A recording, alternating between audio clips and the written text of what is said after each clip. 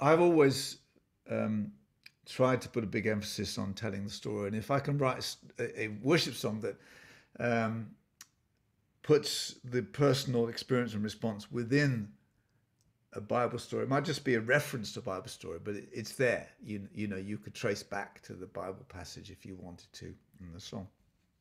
I think that's a really important thing.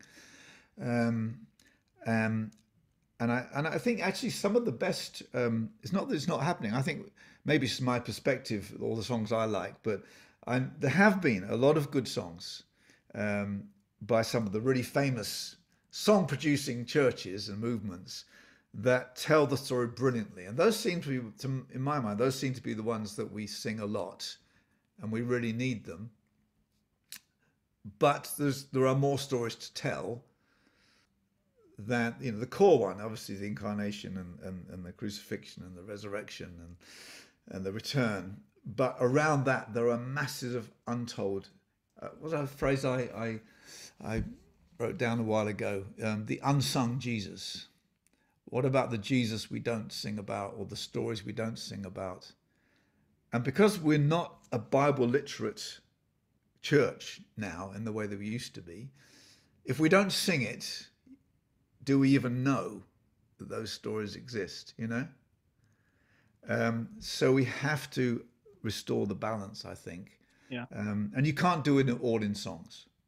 I think we've now come to an expectation that encounter with God, that you have to be worshipping to have an encounter with God, right?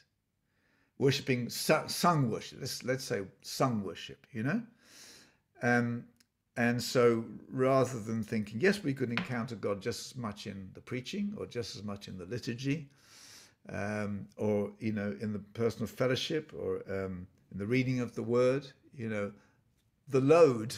And I felt that pressure as a worship leader, you know, that I've been introduced in very extravagant terms, you know.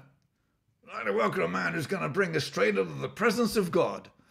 And I think, okay, no pressure then. I've watched other worship leaders, I've done it myself. You get to a certain point and you've done what you've given it. You know, you felt you've had an anointing, and you've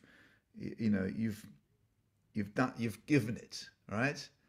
But there's still half an hour to go, you know, and you're obliged to carry on when perhaps we should be moving into Yes. intercession, or we should be moving into some teaching of the word, or some exhortation, Yeah. or just someone say, okay, that's enough, now go and do it, Yeah.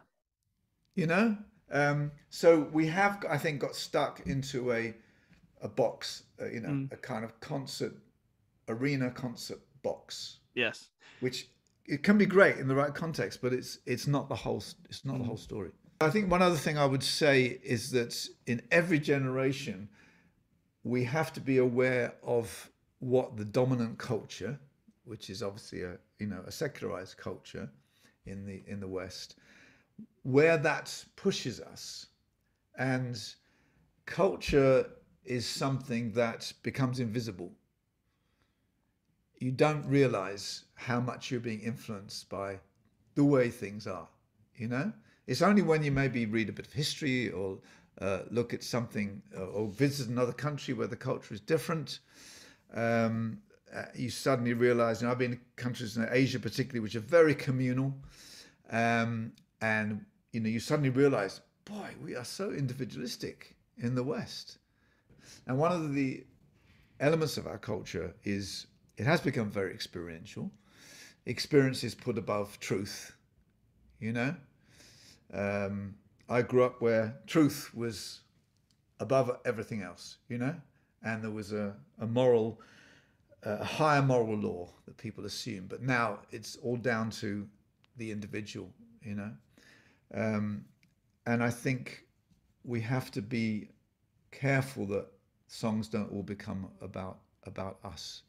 You know, that we're in the center of the universe. It's like Copernicus, you know, and he got into a lot of trouble. He said, actually, you know, the sun doesn't revolve around the earth revolves around the sun, you know. And I think in our culture, we think everything revolves around us, and we think God revolves around us.